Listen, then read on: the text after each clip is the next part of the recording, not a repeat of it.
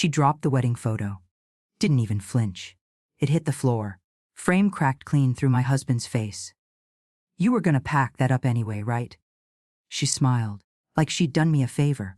I stared at the broken glass. He built this house. With his hands, his sweat, his weekends. Now his smile lay in shards on the kitchen tile. Clara stepped over it. "I'm hiring stagers," she said. "Gotta modernize the look." I still hadn't spoken, couldn't. My throat felt like paper. Thin, folded too many times. She held up her tablet. Swiped through real estate listings. "This layout's hot right now. Open concept sells." She looked up. "You'll make a killing, Mom. Trust me." A trust. Funny word. Especially from someone who called your life clutter. I walked over to the window. The porch swing moved slightly. No wind. Just memory. "You don't sit out there anymore," she said. "Might as well let someone else enjoy it." She meant a stranger. Living here. Touching everything I once loved. Clara crouched to pick up a dusty quilt. "Does this go, or trash?" I flinched. "My mother made that," I whispered. She blinked, shrugged. "You sure? It's kinda old." "Yes, exactly. Old. Like the stamp from my library job.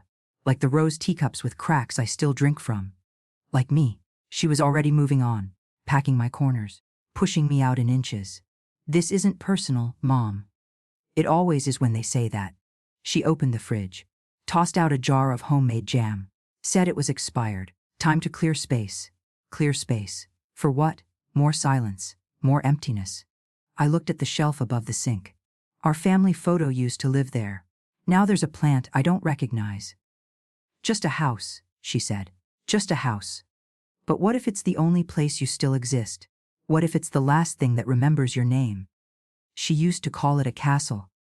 Not just a house. A castle where every creaky floorboard had a story. Where books leaned in from every wall, listening. Clara was 5 when she first declared the kitchen her royal dining hall. She wore a towel as a cape and poured imaginary tea into my chipped rose, patterned cups. The ones she tossed in a donation box last week. I still hear the echo of her feet on the hallway rug. She'd skip between shelves, reading titles aloud, her little finger tracing the spines like a ritual. "Queen of Books," she once wrote on a sticky note. Stuck it to my forehead. Giggled like mad. I kept that note, pressed it into my Bible for safekeeping. The ink's faded, but the crease is still there. Now, Clara doesn't touch books. She scrolls. Thumb flying, eyes blank. She says she doesn't have time to read anymore. "I listen to summaries on the treadmill," she said, like that should comfort me. Back then, she begged for one more chapter. Now she asks how quickly I can downsize. I remember the day she brought home her first library card. She held it out like treasure. We stamped her hand together. Little inky rose, right on her wrist. She ran to the mirror and whispered, "I'm just like you, Mommy." I blinked so hard not to cry. She doesn't remember that. Last week, she held up the brass stamp, my old librarian's tool, and asked if it was sellable. My hands shook. That stamp had touched hundreds of pages, hundreds of children. It held weight. She just saw tarnish. Clara forgets I built something here. Not just shelves and curtains, but meaning. I ran story circles in that sunroom, held grieving mothers, laughed with shy children. This home was never silent. It breathed. Now it gasps. I walk into rooms and they feel emptied of me. Like someone pressed mute on my memories. Like the volume's been turned down on my life. Even the air feels different. Cold, but not from weather. It's her distance. The way she talks around me. As if I'm not the woman who raised her. As if I'm just a tenant she's waiting to evict. And I wonder, when did this castle become a burden? When did my love start collecting dust? The photo came down first. Our wedding day, me in lace. Hair pinned high, him in suspenders. Smiling like he'd just built forever with his bare hands. It had hung in the hallway since 1973. Clara took it down like she was wiping dust off a shelf. Too personal, she said, rolling it in newspaper. We'll keep it somewhere safe. Somewhere safe. Which meant somewhere out of sight. I stood by the stair rail, gripping the wood. It creaked under my palm, still warm from the sun. That hallway had felt sacred. Now it was just a corridor. She moved fast after that. Next came the oak bookshelf in the front room. He made it one winter, when money was tight and time was plenty. Each shelf stained with his fingerprints and hers. The bottom shelf still bowed slightly from the weight of Clara's little golden books. She used to pull them out in bunches and build towers. Now she eyed it like it was a mistake. "Too dark," she said. "Sucks the light out of the room." She tapped it, knocked on the frame. "Maybe IKEA has something sleeker." I didn't respond, because if I opened my mouth, I might not stop. She stepped into the dining room next, paused at the table. 8 chairs, solid wood, worn smooth by decades of elbows and birthdays and late-night worries. She circled it slowly, eyes sharp. "Big space," she said. "We could try a round table. Feels more modern." I touched the back of his chair. He sat there for 40 years. Every morning with coffee. Every evening with his quiet. He died there too. Letter in hand, his name still warm on paper. She doesn't ask if I'm ready. She assumes. Then she reached into the sideboard. Pulled out my mother's quilt. Tattered, yes, but soft in ways nothing new can mimic. I hadn't looked at it in weeks. Didn't need to. I knew where each square came from. Aprons. School dresses. A blouse she wore the day I left for college. Clara held it up, squinting. "This one's pretty frayed. Want me to put it in the toss pile?" The toss pile. I shook my head. Took it from her hands. Folded it slowly. The smell of cedar clung to it. My chest tightened. I couldn't remember the last time someone asked what mattered to me. Not what was useful. Not what would sell. But what mattered. This house is full of those things. None of them match. None of them shine. But they hold my shape, and if they all leave, what's left standing with my name on it? The knock came at 9. Sharp. Confident. I wasn't expecting anyone. Still in my robe. Still holding the teacup from last night. Through the curtain, I saw a tall man with a clipboard. Behind him, a younger woman in heels was already snapping photos of my porch. I opened the door just enough to hear. "Morning," he said, cheerful. Too cheerful. "Hair to take measurements." Clara said 9 sharp was perfect. Measurements. I blinked. The cup in my hand tipped slightly. A drop spilled on the floor. He didn't notice. He peered past me into the hallway. "Great bones in here," he said. "They don't build them like this anymore." His voice bounced around the room like it already belonged to him. Before I could ask, Clara stepped in. "Hey, Mom. I forgot to mention. They're just here for a quick walkthrough." She said it like she'd misplaced a grocery list. Not like she'd invited strangers into my life. The man and woman were already moving. Through the dining room. Tapping walls. Whispering square footage like secrets. Clara leaned in. "It's just a preview listing. Nothing's finalized." Preview listing. I stood there, one hand clutching the edge of the doorway. She touched my arm. "You said you wanted less clutter. This is just the first step." I didn't remember saying that, or meaning it, or agreeing to this. But the house was already filling with shoes that weren't ours, voices that didn't belong.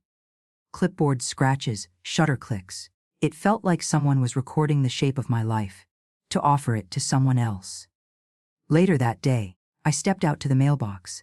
Mrs. Langley was watering her peonies. She looked up with that knowing smile. "Big day, huh? I saw your house on Zillow. Stunning pictures. I can't believe you're finally moving." Finally. Like she'd been waiting. Like everyone had known before me. I forced a smile, said something soft. I don't even remember what. Then walked back up the steps like a guest in borrowed shoes. Inside, the silence felt heavier than ever. The air didn't carry me anymore. It pressed down. Like even the walls were bracing for change. I wandered from room to room. Paused at the empty space above the mantel. That's where our wedding photo used to be. Now, nothing. Just a faint square of lighter paint. I hadn't noticed when she took it down. Or maybe I had. Maybe I just pretended not to, because pretending felt easier than fighting for pieces of yourself no one else wants to keep. And I had to ask myself, if your name isn't on the decision, are you still allowed to call it home? They met in the dining room without me. 3 people. 1 table. 0 chairs for the woman who paid for the floor beneath them. I stood in the hallway, hands still damp from drying a teacup. Clara didn't look up. She laughed at something the younger man said, tossed her hair, leaned in like she was closing a deal. It was a sound I hadn't heard from her in years, not in my direction, anyway. The sound of belonging. I stayed in the kitchen, close enough to hear, but not enough to matter. They talked numbers, staging, emotional neutrality. They called the color of the walls a problem. They wanted to remove the bookshelves. Said they were dated. I touched the edge of the counter. Felt the tiny scratch from when Clara dropped a spoon at age 8. I'd kept it there on purpose, a mark of presence.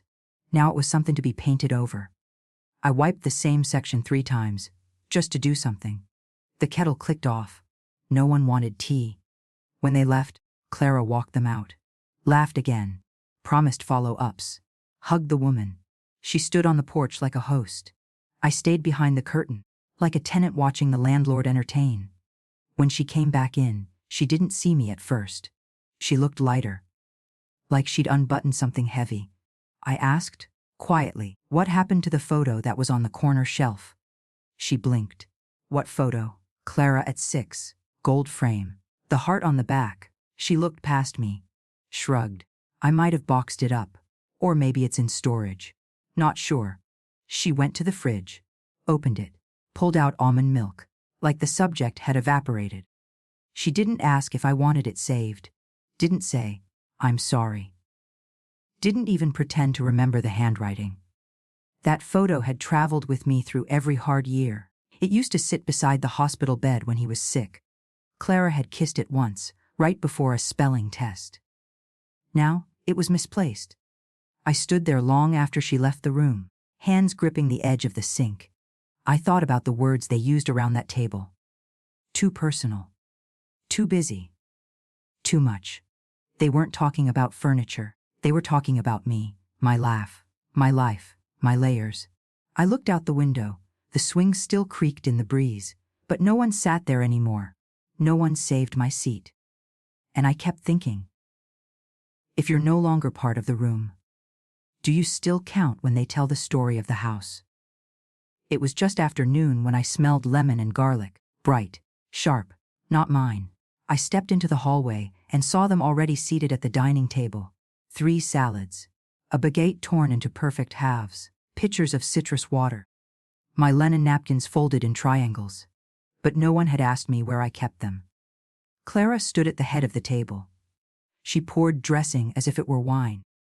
Laughed at something the woman beside her said. She used to laugh like that over spaghetti at this very table. Back when her feet dangled from the chair, back when her hair was tangled from playing outside. Now, everything was smooth, measured, curated. I hovered in the kitchen doorway, unsure where to stand. It had always been my habit to set the table. I knew the rhythm of that room, which fork went where, which placemat had the faint coffee stain shaped like Ohio. She hadn't asked for help, hadn't told me anyone was staying for lunch. I reached for the cabinet, took down a single blue, rimmed plate. My hands moved on instinct. It felt like muscle memory, like ritual. The click of porcelain, the familiar scrape of wood under the dish, things that made me feel present. Useful. I turned, plate in hand, and saw my chair was already taken. A younger woman sat there, legs crossed neatly, clipboard resting near her elbow. She laughed with Clara. Easy, familiar. I waited for Clara to notice. She didn't. She glanced over once, as if remembering something halfway, then went back to pouring tea. Oh, Mom, she called out. I thought you might want to rest. I didn't think you'd want all this noise. A rest. Like I was someone who needed managing. Someone to be set aside. I didn't want to overwhelm you, she added, her voice soft, controlled. Overwhelm. I nodded. Managed a smile I didn't feel. The word sat on my chest like a stone. I placed the plate on the counter. Slowly, silently, I poured myself some leftover tea from the kettle. Still lukewarm. Still from this morning. Still mine. I reached for a towel to dry my hands. Felt the thread of a red tulip stitched into the corner. Clara had sewn that years ago. The stitches were uneven. She cried because they weren't perfect. I told her they were beautiful, that the flaws made it hers. Now, I was the flaw. The one that didn't match the room. The sound of silverware and voices continued from the next room. But I no longer belonged to that table. I sat in the kitchen, alone, listened to laughter that wasn't meant for me, and wondered, if they serve a meal without setting you a place, how long before they forget you ever ate there at all? It was always there. Third shelf from the bottom, right next to the fireplace. The wedding album. Brown leather, soft at the edges, with our initials embossed in gold. I reached for it without thinking, but my fingers met wood, nothing else. I blinked, checked again, moved a decorative bowl, lifted a stack of magazines I hadn't read in months. Still nothing. The album was gone. That shelf had held it for over 50 years. Through birthdays and funerals, through Clara's scraped knees and her father's final breath, it had never moved. Until now. I checked the sideboard, the top drawer in the hallway, the cabinet under the stairs where I kept Christmas linens. Nowhere. I found Clara in the kitchen. She was standing by the sink, rinsing strawberries under cold water. The smell was sweet and sharp. Out of place. "Did you move the wedding album?" I asked, voice steady. She didn't look up. "Oh," she said. "I think I boxed it, or maybe donated. Some of the older stuff, well, you know." Or she reached for a towel, wiped her hands. No pause, no explanation, no effort to remember what the album looked like, or what was inside it. I opened my mouth, then closed it again. What would I even say? That inside that album were the words he wrote in the margins. She wore daisies. She tripped walking up the church steps but laughed like it was part of the plan. That between the pages was my veil, pressed flat between tissue paper, still holding the faint scent of lavender sachets my mother stitched the week before she died. That Clara, age 4, had once traced the outline of our faces on the cover with a crayon and whispered, "You look like magic." I wanted to tell her that. Wanted her to remember, but she had already moved on. She was arranging the fruit in a white ceramic bowl, color-coded, clean.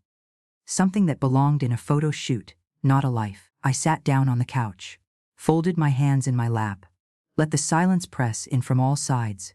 It felt like a layer had been peeled off me, quietly, without consent. Not just a photo, not just an album, but a history, a name, a once. And I thought, if they take away the only proof you ever loved, how long before they take the part of you that remembers how? I only wanted the banana bread recipe, the one he loved warm, with extra nutmeg. Clara said she had typed it up, stored it on her laptop under family recipes. Her laptop was open on the kitchen counter. Still logged in, I typed banana, but the browser redirected before I could finish. A real estate page, Zillow, our address, in bold, 3 beds, 2 baths, Victorian charm with modern potential. I froze. The listing stared back at me, my porch, my curtains, my floors. The photos were crisp, almost too clean. The light perfect, the shadows erased. Like the past had been edited out. I clicked through slowly. Each image was another breath I didn't know how to take. Living room, no books. Dining room, no table runner hallway. Bare walls. Then my bedroom, where I still slept, where I said goodnight to a man who no longer answered. Now colorless, lifeless. The caption read, "Spacious retreat with natural light, ideal for modern living." Natural light. But no trace of the life that had been lived under it. No quilt. No wedding photo. No hint of who once called it home. I kept scrolling, as if pain had a bottom. Price modern $287,000. Neat. Cold. Final. I closed the laptop with slow fingers, afraid to break the silence already shattered. I stood in the middle of the kitchen. The kettle clicked behind me. Water boiling, as if the world continued. I didn't. Later, Clara came in, phone pressed to her ear. She waved at me, casual, routine, like nothing had shifted beneath our feet. She poured coffee, added almond milk, stirred. All muscle memory. She didn't see my stillness. Didn't hear the screaming inside my quiet. When she finally looked up, I asked, "You listed the house?" She didn't blink. "Oh, it's just a soft launch. To feel the market. To feel the market." I had lived in this house longer than she'd been alive. Raised her under its roof, buried my husband in its grief. But now it was a product, an asset, a number. She sipped her coffee. Nothing's official yet, I promise. It's just to see what's out there. What's out there? I looked around, at the cabinets we painted together, at the door frame with pencil marks showing how tall she grew, at the chipped cup in my hand. Still here, still real, unlike her words. And I wondered, if they post the place you lived your whole life for strangers to scroll through, does that mean your story's been sold, too? She found me folding laundry in the sunroom. A quiet afternoon. Just the hum of the dryer and the creak of old wicker. The quilt in my lap was soft with years. I wasn't looking for confrontation, but the words wouldn't wait. You listed the house, I said, folding a pillowcase. Clara didn't flinch. She stepped inside, barefoot, iPhone still in hand. It's not a sale yet, Mom. Just interest. You know how the market works. Her voice was calm, too calm, measured, practiced. I didn't agree, I said, gentler than I meant to. I wasn't asked.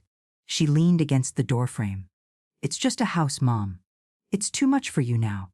You barely use the upstairs. You're always tired. I stared at the folded quilt. One square came from my mother's apron. One from Clara's baby blanket. Too much. Didn't feel like the right reason to lose the place where those pieces lived. I'm not tired, I said quietly. Her brow lifted, but this house is. She stepped further in, crouched near the laundry basket. It creaks. The roof leaks. The wiring's old. You shouldn't have to deal with all that. I looked at her. Really looked. She wasn't cruel. She believed what she was saying. She thought she was helping, and somehow that hurt worse. This place is history, I whispered. Exactly, she replied. And history belongs in books. Not on your back, she smiled. Like it made sense. Like the equation was simple comfort equals leaving. I folded the last towel. Set it on the stack. Don't you think I should have a say? You do, she said quickly. Of course you do. But sometimes it's hard to see clearly from inside. Inside. I had lived inside these walls for nearly 5 decades. Loved, grieved, grew. But now, my perspective was flawed. She stood, brushed her hands on her jeans. I'm not trying to erase anything. I'm just trying to simplify your life. Simple, as if smaller meant safer. As if quiet meant peace. As if less meant better. She kissed the top of my head.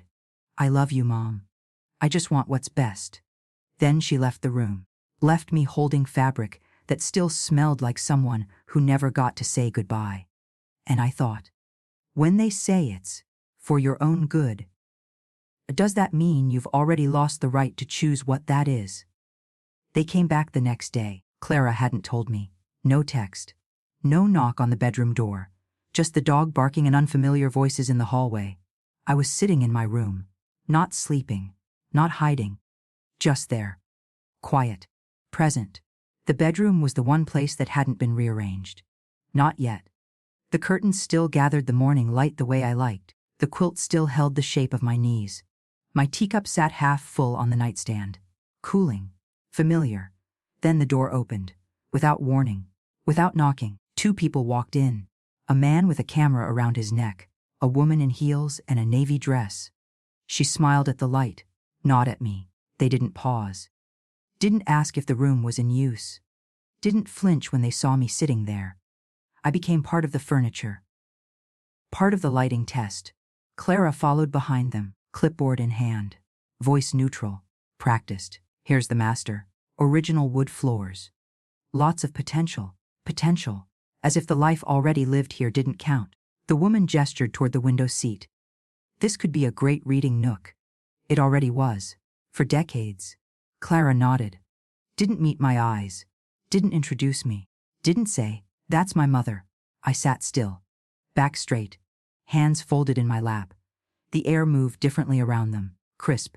Fast.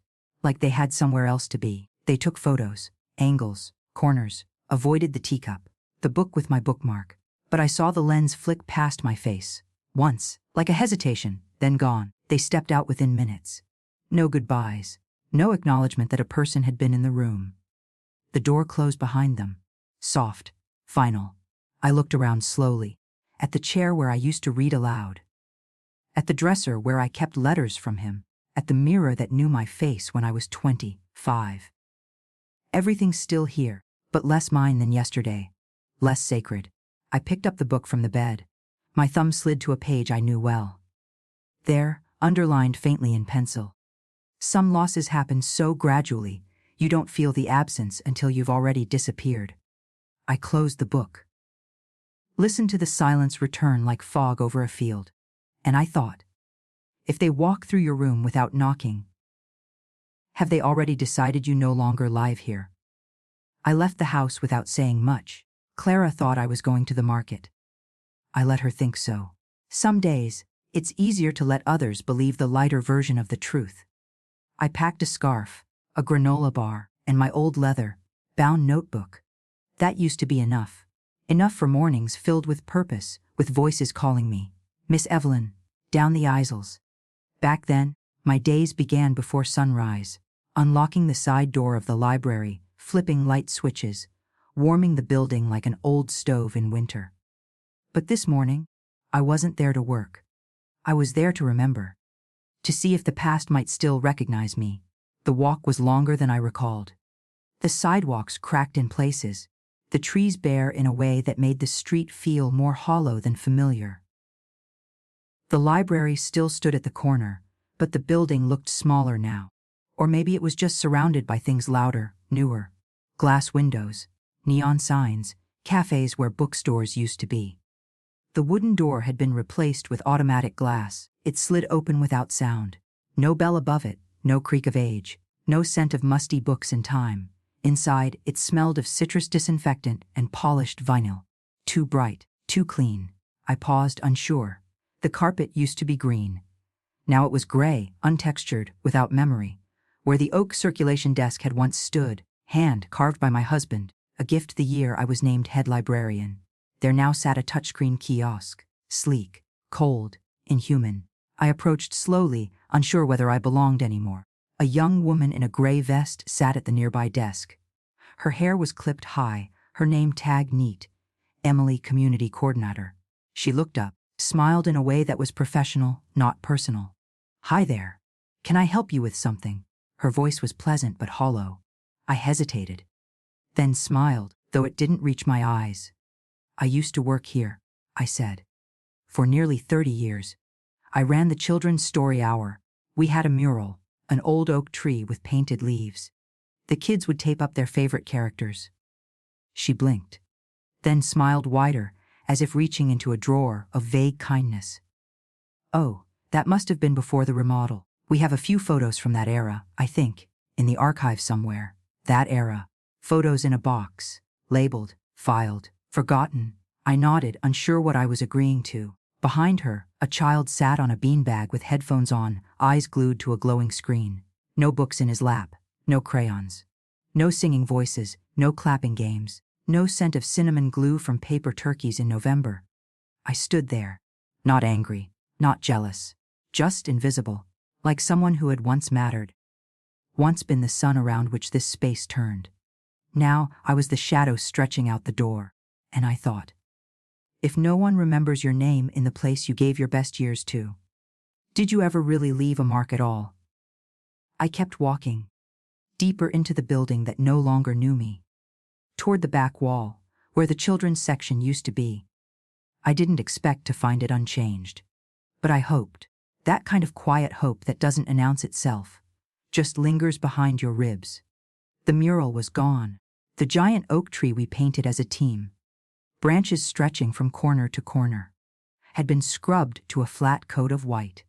The beanbags replaced with plastic stools. The shelves were lower now, sleeker, brighter, maybe, but not warmer. Still, my body moved on instinct. I reached toward a section near the window, poetry, ages 6-10. The books had changed jackets, but some names stayed. Silverstein, Sandberg, Angelou. I trailed my hand along the row, breathing in paper and distance.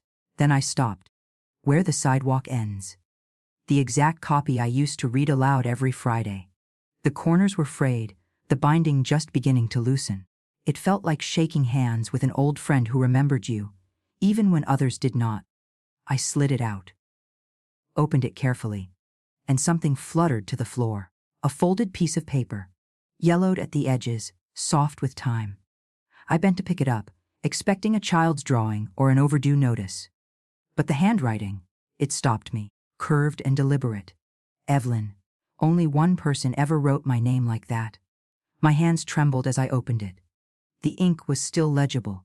The letter wasn't long, a few careful lines. If I had said it then, you would have stayed. So I stopped breathing. The words were Samuel's. I knew the voice between the lines. He wrote about the bookstore in Vermont. About the mornings he made coffee too strong and thought of me in silence. About wishing he had written sooner. He called me my north wind. Only he ever called me that. I sat down hard on the bench behind me. The world tilted slightly, not in shock, but in something deeper, recognition. My fingers traced the signature at the bottom. Just an S simple. Unfinished, like we were. I looked up. The library around me felt different. Not less cold, but less empty. The letter sat in my lap like a lighthouse on damp sand. I folded it slowly, pressed it between my palms. For a long while, I didn't move. I just sat. Let the past take a chair beside me like an old companion who'd finally found the way home. No one came over. No one asked if I needed help. But I didn't feel lost anymore. Not fully. There was something alive in that folded page. A sentence that had waited decades for me to hear it. I tucked the letter inside the book, held it close, and I thought, if someone once saw you clearly enough to write it down, maybe you're not as invisible as they made you feel. I walked home slowly. The letter stayed tucked in my bag, pressed between my wallet and a pack of tissues. The sun was beginning to set, casting long shadows across the sidewalk. I didn't mind the quiet. For the first time in weeks, it didn't feel like a punishment. Clara wasn't home when I returned. The house was still. No music. No humming. No voices down the hall. Just the click of the door closing behind me. I set my bag on the table, took off my scarf, and stood in the kitchen a while. The kettle was still warm from the afternoon. I turned it back on. The familiar hiss filled the space like breath returning to lungs. I didn't turn on any lights. I didn't need them. The hallway knew my steps. The walls knew the shape of my silence. I walked into the living room. Everything was just as she left it, perfectly staged, almost imaginary. I sat on the floor, not the couch. Felt the grain of the old oak under my palms. Then I reached into my bag and pulled out the letter, unfolded it again, reread the words slowly, as if they were being spoken aloud just for me. If I had said it then, you would have stayed. He hadn't said it, but he'd written it, and somehow that felt like enough. Like an anchor tied to a version of myself that hadn't drowned yet. I stood, went to my old desk in the corner. The one Clara said was too bulky for modern DA core. Opened the top drawer. There, under a box of old stamps and a broken pair of glasses, was a lined notepad. I pulled it out, tore off the top sheet, sat down and picked up a pen, and I wrote one thing. My name, Evelyn Carter. Over and over, in small cursive, then block letters. Then just the initials, EC, EC, EC, until the whole page trembled with memory. It wasn't about making a statement. No one would see the page but me, but it felt like placing a stone in the ground. Something that said I was here. Still am, still thinking, still becoming. The kettle clicked off. I poured the water, took the cup to the window seat, and watched the porch swing move slightly in the breeze. The same creak as always. The same wind through the cedar. But something was different. The silence no longer erased me. It held me. And I thought, if you write your name with your own hand, maybe that's enough to begin again. The morning light filtered through the lace curtains with a kind of softness I hadn't noticed in a while. I sat by the kitchen window, the tea in my hands warm but forgotten.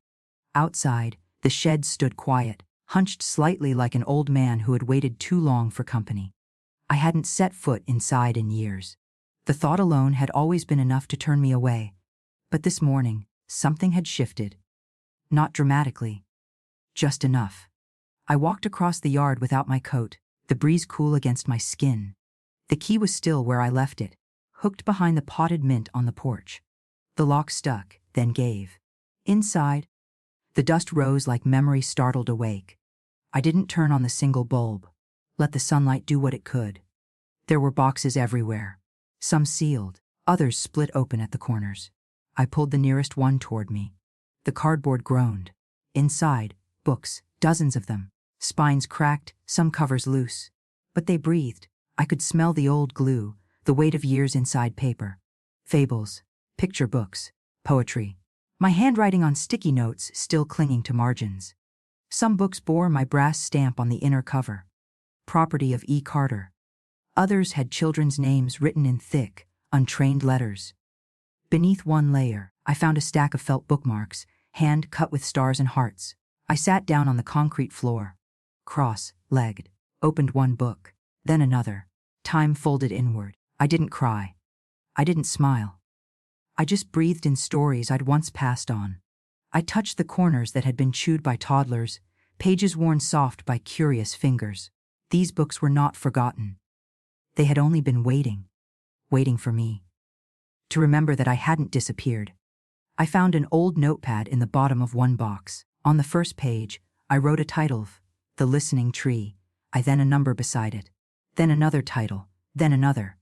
Before I knew it, I was cataloging, creating a list. Not for anyone else, not yet, just to see what was still alive. By the time the sun angled across the floorboards, I had 4 pages filled. Each book a breath, a memory, a name I once answered to. I ran my fingers across the stack, across my own writing, and for a moment, I felt steady. Like I was building something again. Not grand, not loud, but mine. And I thought, if your past still speaks in the quiet, then maybe it isn't past at all.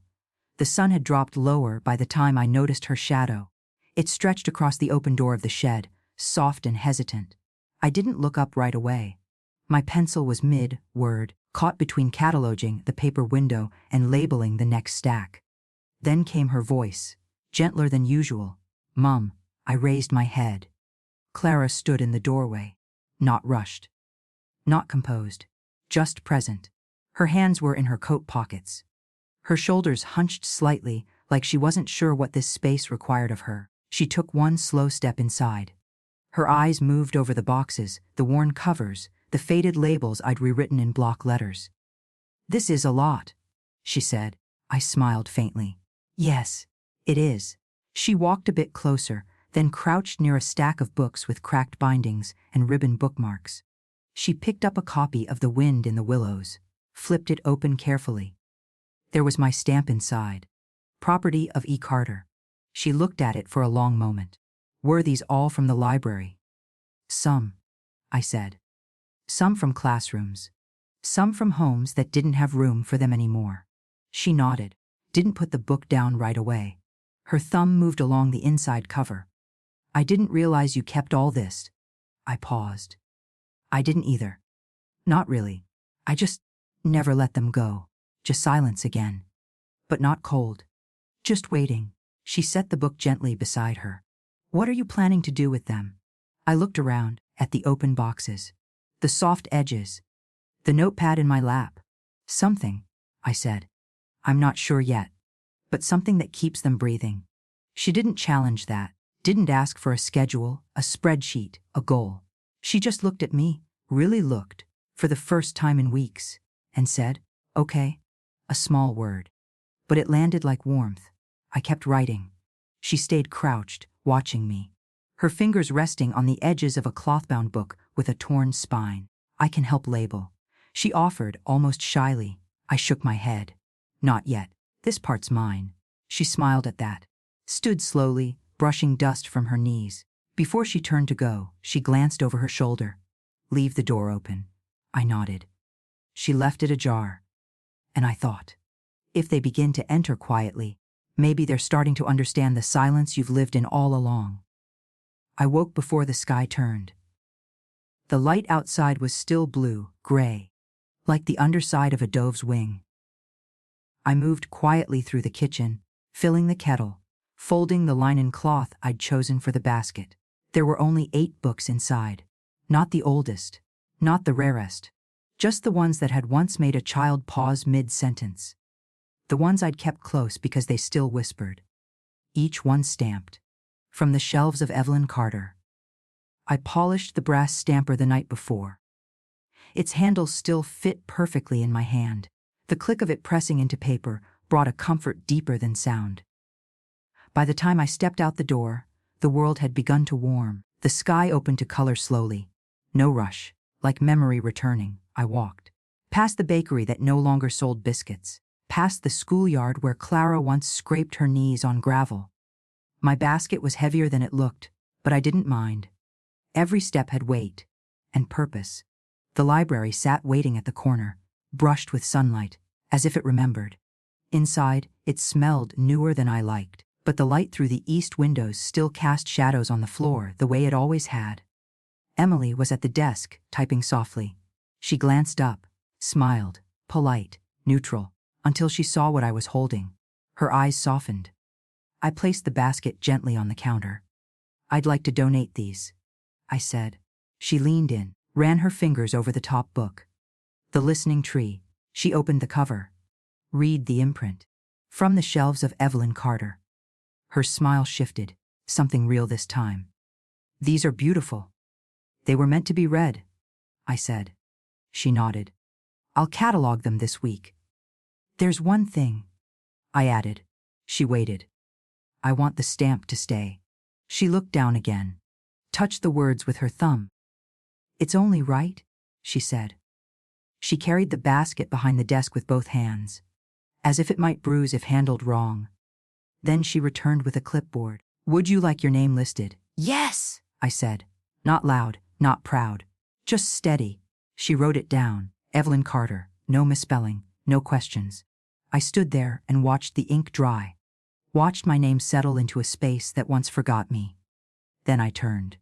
Stepped out without another word, and I thought, if they write your name without asking why, maybe your story is already being heard. I waited 7 days before returning. Not because I doubted the books would be placed, but because I needed time to separate hope from expectation. The air was crisp that morning, one of those Carolina days where sunlight feels like warm breath on your shoulders, even through a sweater. I carried nothing. No basket, no envelope, no purpose except presence. The library looked unchanged from the outside, but something in me had settled since the last time. Inside, the lighting was soft. It didn't feel sterile anymore, just quiet. I moved past the new fiction shelves, past the technology kiosks, past the corners where dust no longer dared to gather.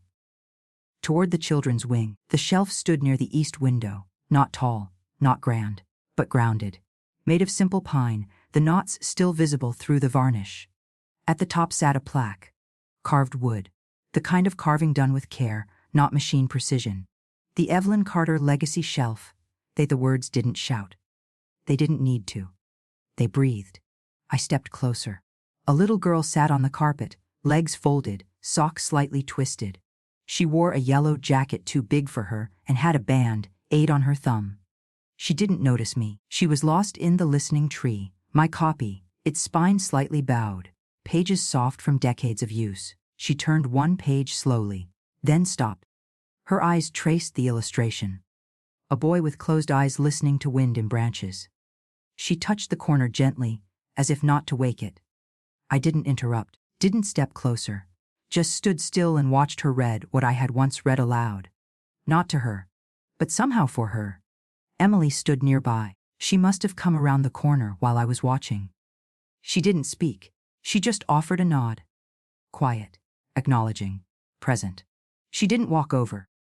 She knew this wasn't a moment that needed words. The light from the window moved across the shelf, catching the edge of the plaque. For a brief moment, it glowed, like breath rising in winter air. The girl smiled. Not at anyone, not for anyone, just because. I stood there longer than I planned, not because I couldn't move, but because I didn't want to. And I thought, if a child finds shelter in the stories you once carried, then maybe some parts of you were never meant to be forgotten. I walked home slower than usual, not from fatigue, but from the weight of something unspoken finally setting down. The air smelled faintly of wood smoke and damp leaves. It reminded me of October evenings from years ago, when we read books by the fire just for the sound of our own voices. The porch creaked when I stepped onto it. The swing moved slightly, even though there was no wind. Inside, the house greeted me the way it always had. No grand gestures, just warmth and quiet corners. I hung my cardigan on the hook, filled the kettle, and stood by the window as it hissed to life. The sun dipped lower, casting amber light across the table. I didn't rush. The silence didn't press against me anymore. It wrapped gently like a shawl worn in reverse, covering the parts that had once ached. When the tea was ready, I poured it into my cracked rose cup and carried it to the study. The desk still held clutter, a broken brooch, 2 unsharpened pencils, the brass stamp resting on a cloth like something sacred, and in the middle the notebook, still open where I left it. Still waiting, I sat, ran my fingers across the page I'd begun the night before. Lines not meant for anyone else. Not stories, really. Just fragments. The scent of lemon polish on Sunday mornings. His cough, low and hollow, always before the rain. I turned to a new page. Let the pen find its rhythm again. Things I never said. Then beneath it I began to write. Not in order, not with explanation. Just truths, short. And even honest. I kept your letters. I never liked summer. I felt invisible by the second year. Each line a quiet exhale. The tea cooled beside me. I didn't sip. The light outside faded slowly. Shadows climbed the walls without apology. I kept writing. I wrote down Clara's name. Not to accuse, not to repair, just to remember how it felt to say it silently for years and not be heard.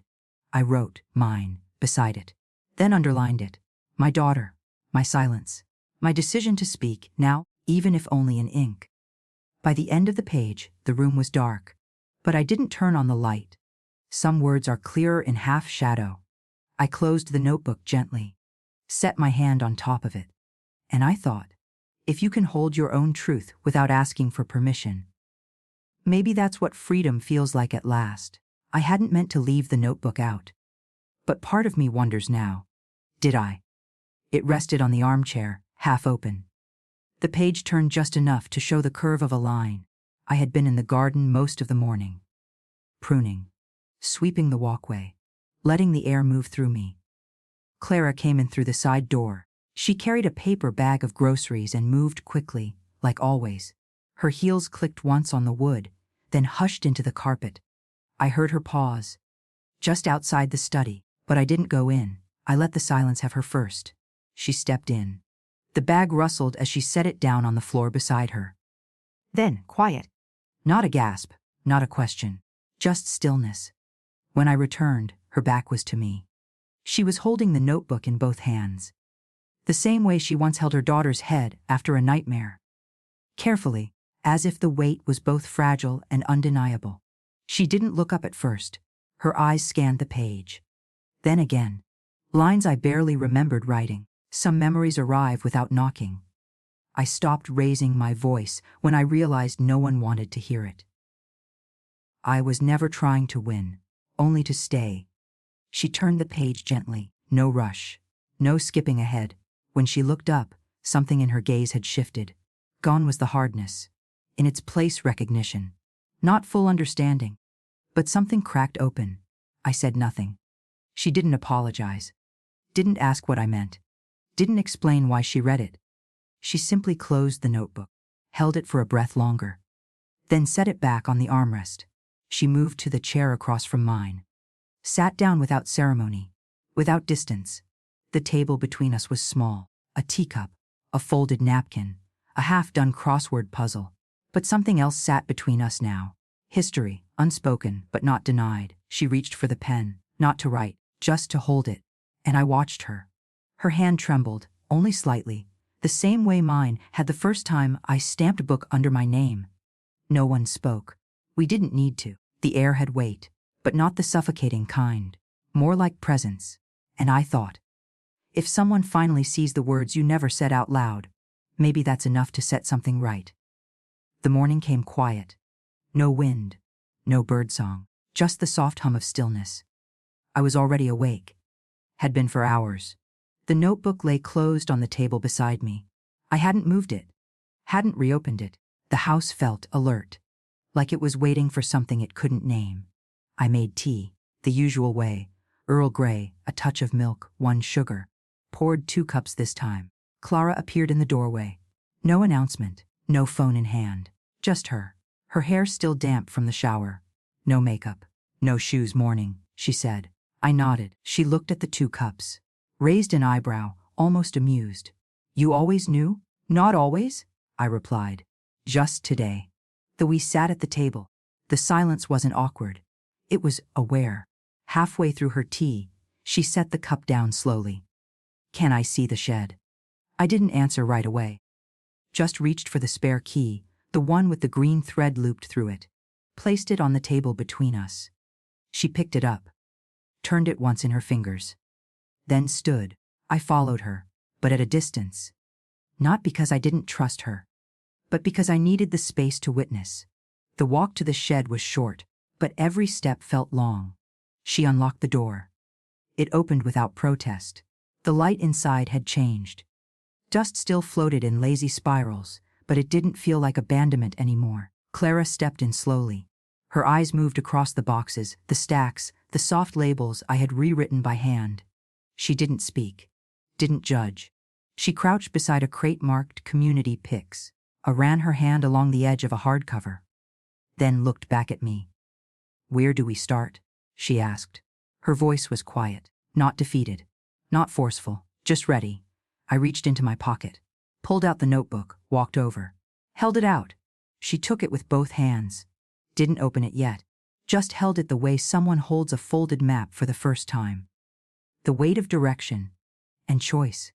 I didn't say thank you. She didn't expect it. This wasn't forgiveness. This wasn't closure. It was the beginning of a different way of standing beside one another. And I thought, if someone walks into the space you once guarded alone, maybe you were never wrong to believe it mattered. We worked through the afternoon without clocking the time. No deadlines, no finish lines. Only the slow, deliberate rhythm of choosing what mattered. Clara sat cross-legged on the wooden floor, sleeves rolled, hair pinned back with the same old clip she wore in high school.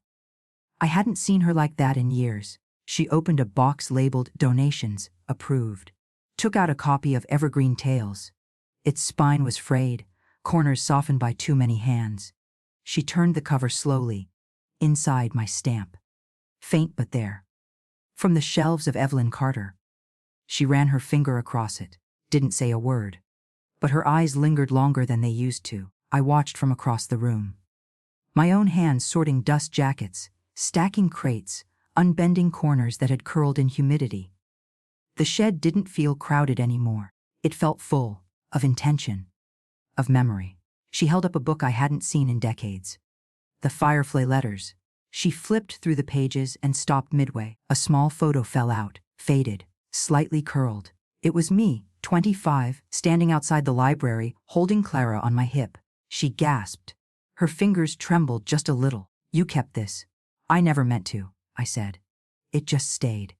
She nodded slowly, placed the photo back, slid the book into the keep pile, then stood, stretched her back, walked over to my side. I used to think all this. She gestured to the books, the dust, the quiet, meant you were stuck. And now, I asked. She took a long breath. Now I think maybe you were just rooted. I didn't respond. There was nothing to add, only something to feel. She knelt beside me. Together, we opened a new crate. She reached for the titles before I could offer them. Her hands didn't rush, didn't hesitate. We found a rhythm, one book at a time. No need for sorting labels anymore.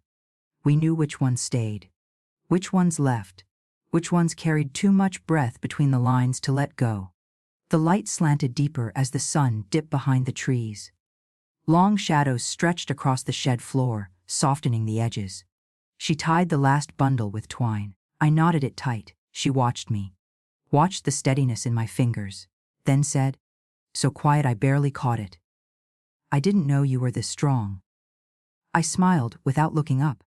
You never needed to. And I thought, If someone finally sees your strength not as resistance, but as care. Maybe that's the moment justice finishes unfolding. The light came early that morning. Soft and slow, spilling across the kitchen tiles like something gentle had finally arrived. I wrapped my hands around the teacup, not for the heat, just to feel the shape of something held. The window above the sink framed the hill behind the library. A soft curve of green now, where snow once gathered. Below, near the big oak tree, a semicircle of children sat on blankets. Some were cross-legged, others lay on their stomachs, chins propped on fists, books open in their laps. A woman, young, likely a teacher, read aloud from the listening tree. Even from here, I knew the rhythm, knew when the page turned, just by the pause. A boy near the edge raised his hand, pointing at something in the illustration. The teacher leaned closer, smiled. Another child clutched a stuffed animal while mouthing the words in silence. I took a slow sip of tea. Lavender and black tea, the familiar steep I'd favored since before Clara was born. The flavor hadn't changed. But somehow, it tasted more still now. Clara stood near the edge of the grass. She wasn't part of the group. But she was watching, hands in her coat pockets, head tilted just slightly. She didn't move, didn't wave, didn't step forward, but I knew she was listening. Not to the story, but to the silence around it. That mattered more. The window fogged slightly from the steam of my breath. I wiped it clear with the edge of my sleeve. The children laughed at something in the book, a line I used to love.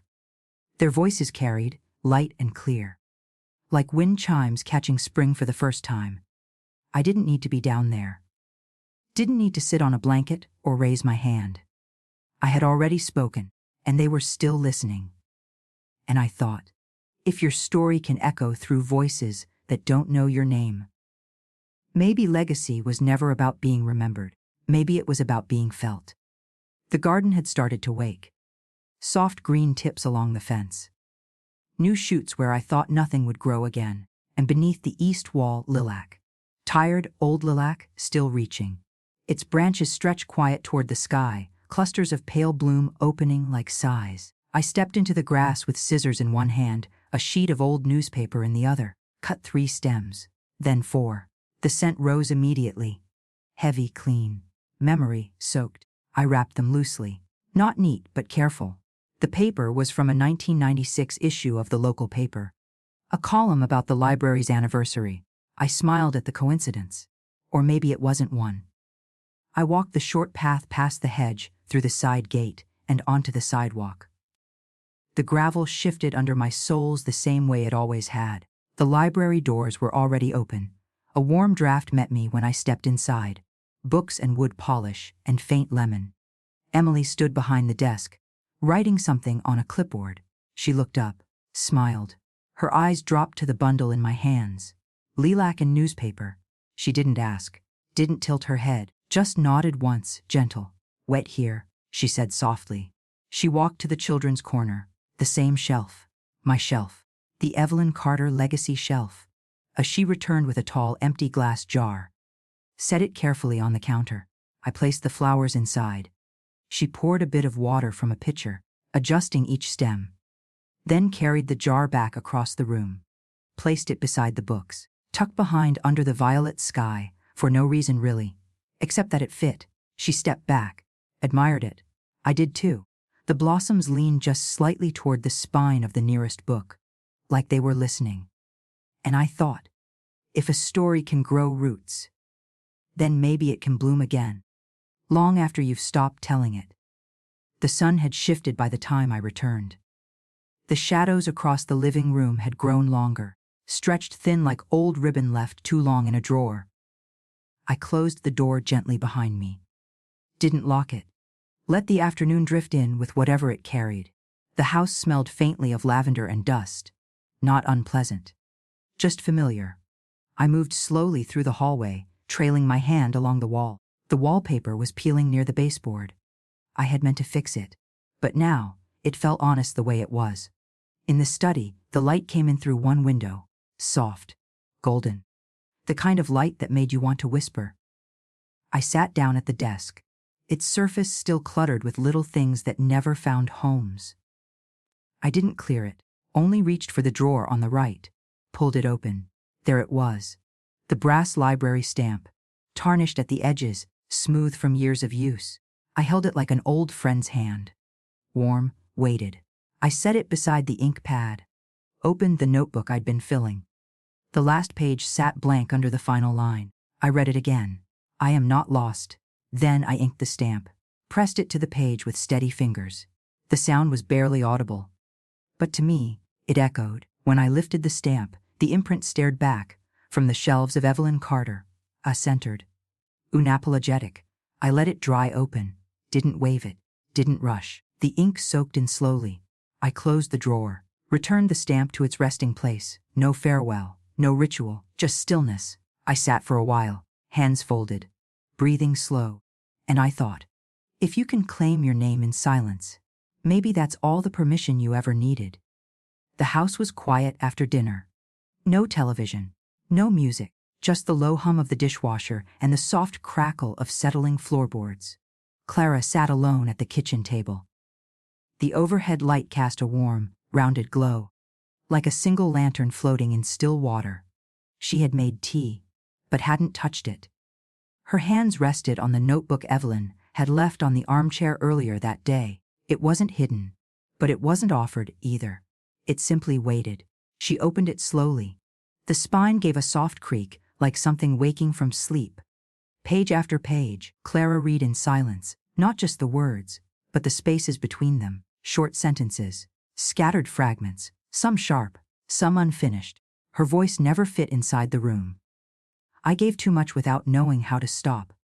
And then, you were never the reason I stayed quiet. Clara froze, her breath caught somewhere behind her ribs. She read the line again. Then a third time. The ink was faint, slightly smudged, as if Evelyn had hesitated. But it was there. Clear. Final. Her fingers hovered over the page. She didn't touch the words, just traced the space around them. Her chest tightened, not with guilt, but recognition. How many times had she assumed her mother's silence was a form of accusation? How often had she mistaken gentleness for retreat? She flipped to an earlier page. It listed book titles, with notes in the margins. Belonged to the Johnson twins. Donated by Mrs. Hart before she passed. She recognized most of the names, not because she'd known the people, but because Evelyn had remembered them. All of them, and Clara realized. This notebook wasn't about grief. It was about presence, a record of what Evelyn chose to hold and release without applause. The kettle clicked off in the background. Steam curled from the untouched cup. But Clara didn't move. She just sat there, breathing in the scent of her mother's ink, and thinking, if love can be written in margins. Maybe she had been reading too fast all along. The morning light reached every corner of the room. Not bright, just full, like it knew how long we'd waited for it. I stood by the kitchen counter, drying my hands with a dish towel worn soft at the edges. Clara had been in the reading nook for nearly an hour. I didn't interrupt. She moved slowly, carefully, almost like she was piecing something back together with her hands. The quilt went down first, my mother's, threadbare in places, still holding warmth. She fluffed the cushions, tucked one into the corner where I used to sit with her on cloudy afternoons. Then came the books, hardcover, cloth-bound, faded in all the right ways. Stacked, not shelved, like they wanted to be touched. On the windowsill, she placed the old brass lamp. Then, the frame. She'd written it herself. Black ink, plain font. Ed's not forgotten, just quiet. It stopped me. Not with a jolt. With a pause that held weight. She turned, noticed me watching, and stepped aside. Do you want to add anything? She asked. I shook my head, not from resistance, from fullness. This, what she had done, was enough. I walked over, ran my hand along the spine of the listening tree. It gave slightly beneath my fingers as if sighing. We sat down, no ceremony, no poses, just presence.